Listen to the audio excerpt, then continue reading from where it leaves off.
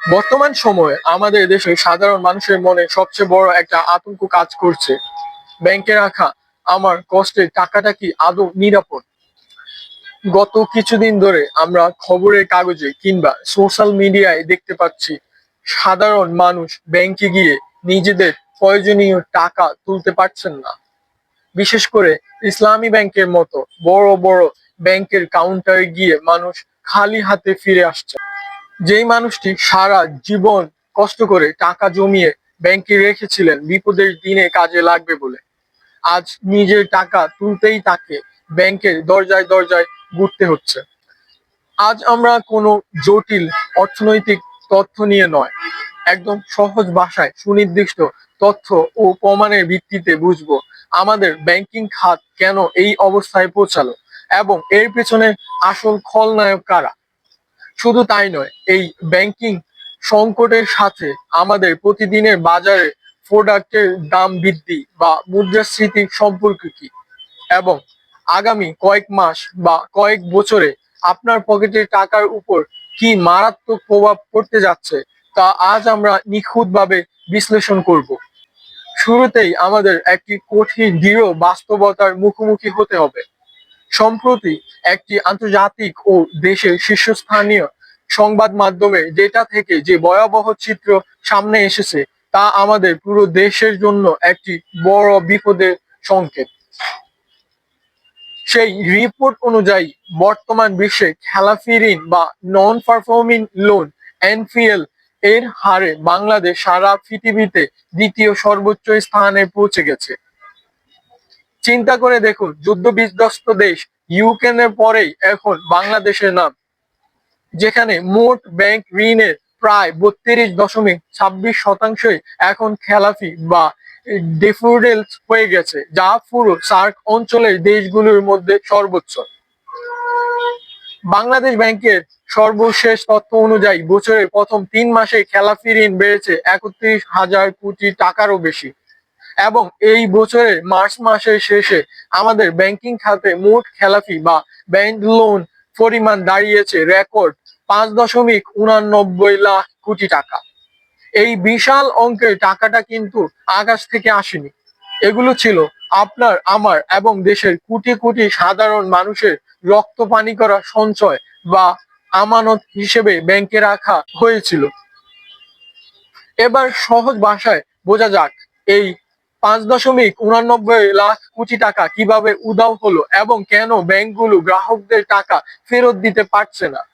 ব্যাংকের মূল ব্যবসাই হলো আপনার কাছ থেকে টাকা আমানত হিসেবে নেওয়া এবং সেই টাকা অন্য কোনো ব্যবসায়ীকে লোন বা ঋণ হিসেবে দেওয়া, যাতে সেই ব্যবসায়ী ব্যবসা করে লাভবান হবেন এবং সুদে আসলে ব্যাংকে টাকা ফেরত দেবেন।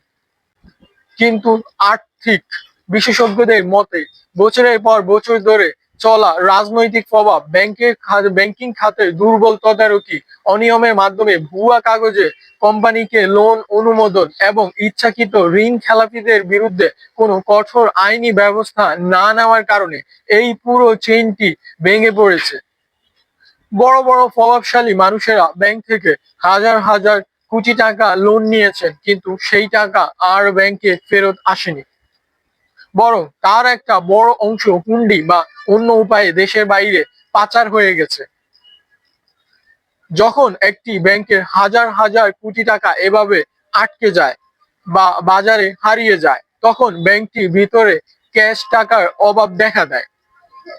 ঠিক এই কারণে আপনি যখন ইসলামী ব্যাংক বা এই সংকটে পড়া ব্যাংকগুলোতে নিজের জমানো 10 বা 20 হাজার টাকা তুলতে যাচ্ছেন, ব্যাংক আপনাকে টাকা দিতে পারছে না, কারণ তাদের বন্ড বা ক্যাশ কাউন্টারে এখন প্রায় শূন্য। এখন প্রশ্ন আসতে পারে, ব্যাংক যদি টাকা দিতে না পারে তাহলে কি সরকার নতুন টাকা ছাপিয়ে এই ঘাটতি পূরণ করতে পারে না?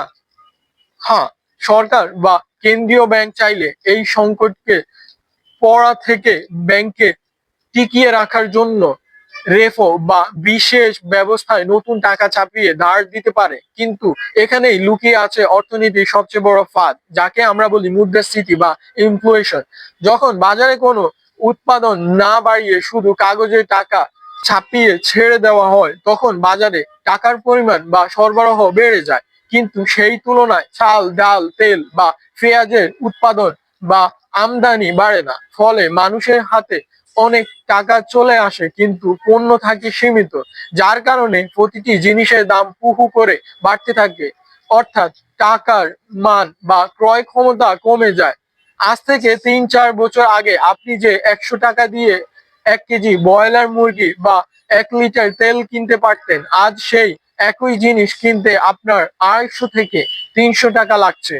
এটাই হলো মুদ্রাস্ফীতির আসল রূপ। আগামী কয়েক মাস বা কয়েক বছরের মধ্যে আমাদের অর্থনীতি কোন দিকে যাচ্ছে তা যদি আমরা একটু গভীরভাবে লক্ষ্য করি, তবে কিছু বড় চ্যালেঞ্জ আমাদের সামনে স্পষ্ট হয়ে উঠবে। প্রথমত, এই ব্যাংকিং সংকটের কারণে সাধারণ মানুষের ব্যাংকের উপর থেকে আস্থা কমে যাচ্ছে। মানুষ ব্যাংক থেকে টাকা তুলে ঘরে বা অন্য কোথাও রাখার চেষ্টা করছে, যা ব্যাংকিং অর্থনীতিকে সংকটে আরো বেশি ঘনীভূত করছে। দ্বিতীয়ত, দেশের ছোট ও মাঝারি সৎ ব্যবসায়ী যারা সত্যি ব্যবসা করতে চান, তারা ব্যাংক থেকে কোনো লোন নিতে পারছেন না, কারণ ব্যাংকগুলোর কাছে নতুন করে দেওয়ার মতো কোনো টাকাই নেই। এর ফলে নতুন কোনো কলকারখানা বা কর্মসংস্থান তৈরি হচ্ছে না। তৃতীয়ত, আগামী দিনগুলোতে সাধারণ মধ্যবিত্ত এবং নিম্ন মধ্যবিত্ত মানুষের জীবনযাত্রার ব্যয় বা লিভিং কস্ট আরো আকাশচুম্বী হবে। বেতন বা আয় সেই অনুপাতে বাড়বে না, কিন্তু চাল, ডাল, বিদ্যুৎ এবং গ্যাস বিলের পেছনে আয় সিংহভাগ চলে যাবে। অর্থাৎ আপনি হয়তো ব্যাংকে টাকা রেখে ভাবছেন আপনি সুরক্ষিত, কিন্তু মুদ্রাস্ফীতির কারণে ব্যাংকে রাখা আপনার ১ লক্ষ টাকার মান আগামী ২ বছরে কমে হয়তো ৭০,০০০ টাকার সমান হয়ে যাবে। না পারবেন ঠিক মতো তুলতে, না পারবেন সেই টাকা আগের মূল্য। তবে এই অন্ধকার সুড়ঙ্গের শেষেও আমাদের আশার আলো খুঁজতে হবে।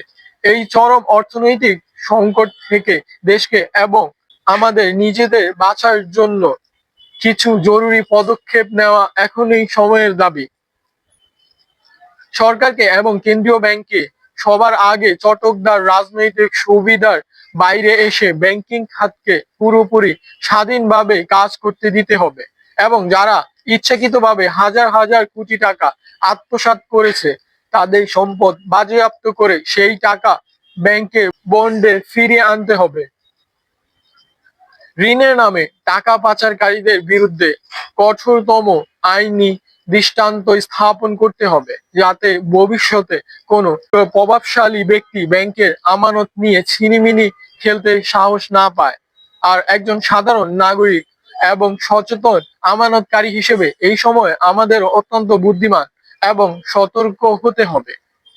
আপনার জীবনে সমস্ত জমানো পুঁজি অন্ধের মতো কোনো একটি মাত্র ব্যাংকে বা চটকদার অফার দেওয়া দুর্বল আর্থিক প্রতিষ্ঠানে একসাথে রাখবেন না। আপনার সঞ্চয়কে কয়েকটি ভালো এবং আর্থিকভাবে শক্তিশালী ব্যাংকে ভাগ করে রাখুন।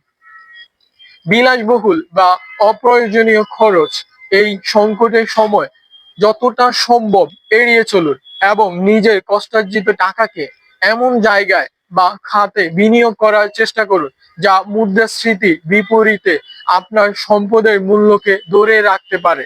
দিন শেষে একটি দেশের অর্থনীতি বা ব্যাংকিং খাত কোনো কাগজের খেলা নয়, এটি দেশের কোটি কোটি মানুষের বিশ্বাস এবং বেঁচে থাকার প্রধান চালিকা শক্তি। আমরা আশা করি নীতি নির্ধারকদের দ্রুত এই ভয়াবহ খেলাফিরিনের সংকট কাটিয়ে উঠতে কঠোর বাস্তবমুখী পদক্ষেপ নেবেন, এবং সাধারণ মানুষের কষ্টের আমানতের পূর্ণ নিরাপত্তা নিশ্চিত করবেন। তাই গুজবে কান না দিয়ে বাস্তব তথ্য ও ডেটার উপর চোখ রাখুন। নিজের অর্থনৈতিক সিদ্ধান্তগুলো সচেতনভাবে নিন, এবং একজন বুদ্ধিমান নাগরিক হিসেবে দেশের অর্থনীতিকে আবার সোজা হয়ে দাঁড়াতে সাহায্য করুন।